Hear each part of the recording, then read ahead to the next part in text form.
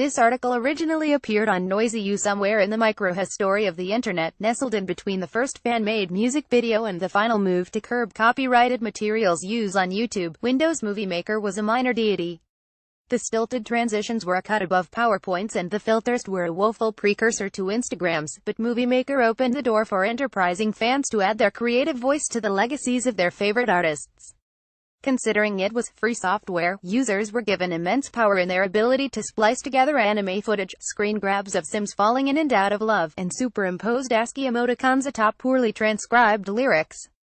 The results were sometimes ambitious and often excruciatingly cringeworthy, but the practice of scrappily edited music videos gave an agency to music fandom in the early years of Web 2.0. We're probably a few years out from a proper Movie Maker resurgence, but a strange current of underground electronic music has brought the homemade music video back for critical reconsideration. Swedish producer Armand Jacobson not only embraces most of these fan videos, he commissions them. Over the past few years, as DJ Seinfeld, he's made deep house tracks raised on Angelo Badalamenti's Twin Peaks soundtrack warbling acid house Feel the Bum Slap, and crunchy, heartbroken trance refractions time spent away from you tied together by overpowering tape hiss and distortion as intentional production touches. Jacobson's work quickly folded into the catch-all tag Lofi House along with fellow cassette-warped producers Rouse from Friends and DJ Boring. As is wont of internet-based subgenres, the nebulously linked scene immediately went through the ringer of dissection and antagonistic think pieces. Seinfeld's work often finds itself at the center of the scene's acclaim and controversy. Despite the eclectic tracks, Seinfeld detractors pointed to the jokey name, production style, and amateur music videos that accompanied his most popular tracks as undercutting the sound. But a winking sense of humor coating the nostalgia into emotion was always part of DJ Seinfeld's charm.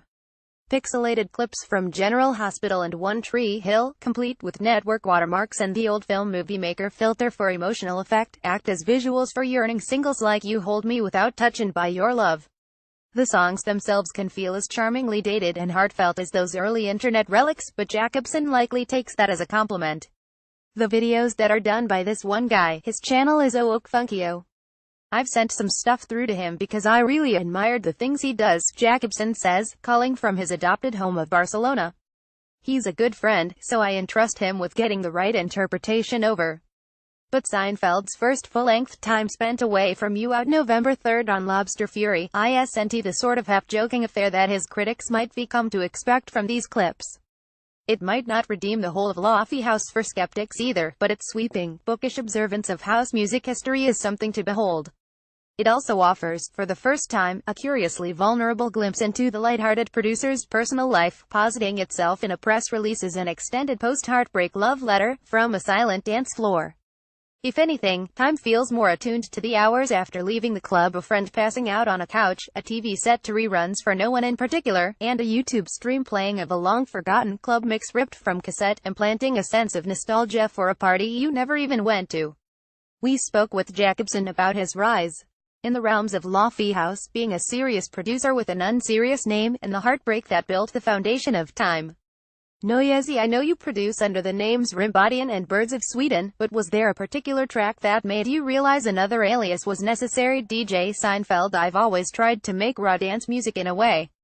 For some time, I was perfectly happy to have it as Rimbodian, but about a year ago now, I went through this breakup and didn't really make any music. I just binge-watched Seinfeld and had a lot of walks.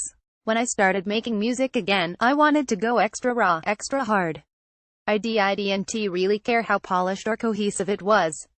It was kind of a gut feeling that it wasn't exactly what I was doing with Rimbodian, which was my only other alias at the time. It was like, why not create a new alias and do things anonymously for a while? When the DJ Seinfeld moniker started popping up online, I feel like a lot of people put focus on the name, the ironic nature of it alongside the rest of the Lofi House producers' names, and then the music itself would get a mention later on. For sure. A couple years ago, I would struggle to sorta relax over those kinds of things.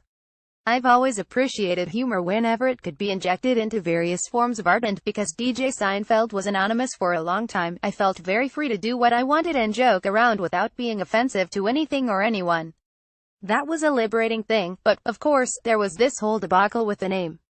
I wasn't too concerned with how people were thinking about it, but I saw people posting that they refused to listen to my music simply because of the name. That's completely fine if they want to do that, but I felt that was a completely reductive approach to music in general. There are so many instances of various artists producing something anonymously and calling it untitled or unknown artist. Would you say you're naturally more humorous or serious? Before, my biggest issue was taking myself too seriously, just as a person and also what I was doing. Now, in the last few years through different kinds of therapy and experiences, I've managed to isolate myself and not take things too personally. I take music very seriously, it's the main focus for me now, but that doesn't mean I can't have fun with it. In this day and age, it's not very conducive to take yourself or the reactions around your music too seriously. There's so much good music out there that I'm very easily humbled and impressed. A lot of the tracks on Time Spent Away From You were posted on SoundCloud over the past year. Did you always have an idea of which tracks would make the album, or did you let listener reactions guide the selection? I didn't really plan an album at all. I just really wanted to make some tracks, and, because the Seinfeld thing was anonymous for a long time, I didn't really care too much about what format it was going to be released in. It was my friend Nick Williams, who I worked with under my previous alias, and Jimmy Asquith over at Lobster Theremin. We realized that I was just putting out so much music on my SoundCloud, and the album idea didn't come across until very late.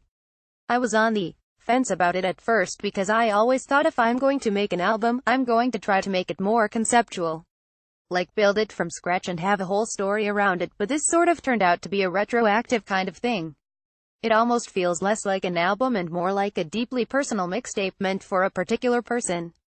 I guess the reason why it sort of sounds like a mixtape is that it came from a very particular time period.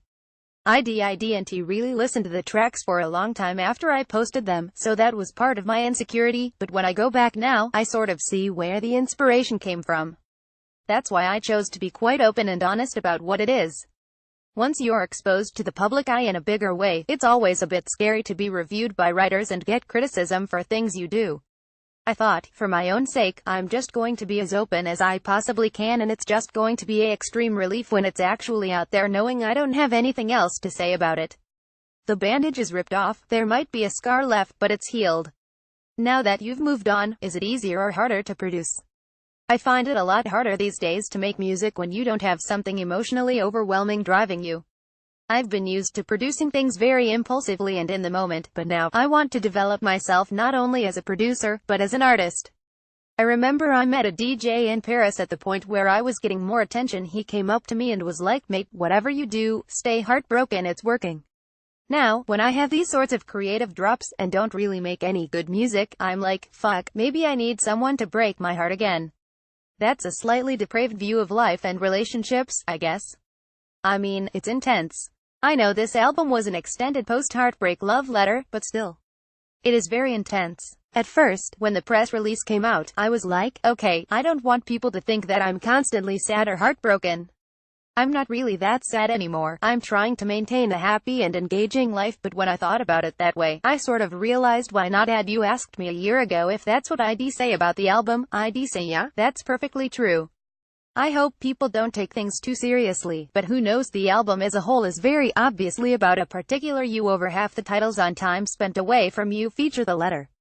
Are you concerned how the person known as you will think of these tracks? That person, you, I haven't really been in touch with her for a long time. One of the songs, I Saw Her Kiss Him in Front of Me and I Was Like WTF, was extremely honest, and that was more than a year ago now. We had a couple friends in common and I'm not sure if she knows who I am or that the songs are about her in a way. I just never want to have any angry titles or bear grudges. As much as it was about the person you, it was about me in a way. For some time, I thought the album was going to be called You and I, just because of the identity crisis I went through. But yeah, I think she knows. I'm not sure.